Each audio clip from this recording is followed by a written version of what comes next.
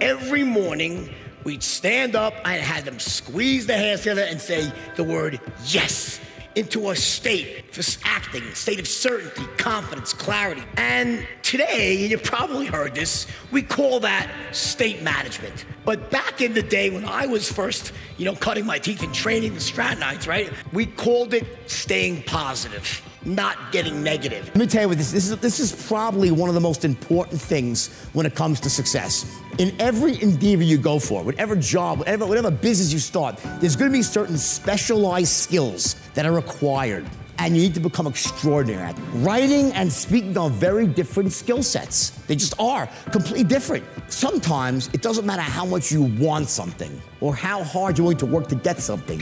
If you don't possess the actual skill set that's required to do it, it's delusion. And most people don't get that. That's what a limiting belief does. It stops you from charging forward when you should and causes you to move back when you shouldn't. And we all have them. You don't realize that the world around you that you take it as reality, it's really not. It's subjective. The first thing I do is go through what their limiting beliefs are. And you gotta root them out. And it's not difficult. You can't just root them out, you gotta replace them with empowering beliefs, which is typically the opposite belief. The only thing that stops you from getting what you want in life is the bullshit story you tell yourself. This is an entrepreneurial tactic which most young people don't know because they haven't failed yet, really failed. There's two ways to fail in life, in business. Let's talk about business. You can fail elegantly or you can fail miserably. If it means I can protect myself on the downside. And B, I always structure my tests so I get my reads as quickly as possible, so I know quickly the information.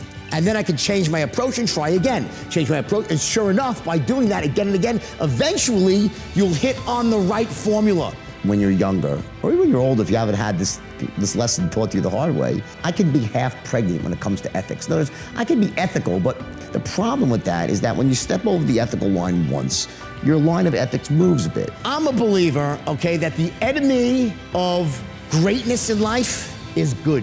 Here's the problem. When people are going through life, if things are okay, they aren't feeling enough pain to make a change. Don't go through life burning at 10 watts or 50. Be a 100-watt person and burn bright. Don't settle for average. There are certain states of mind, certain emotional states that lead people to massive poverty.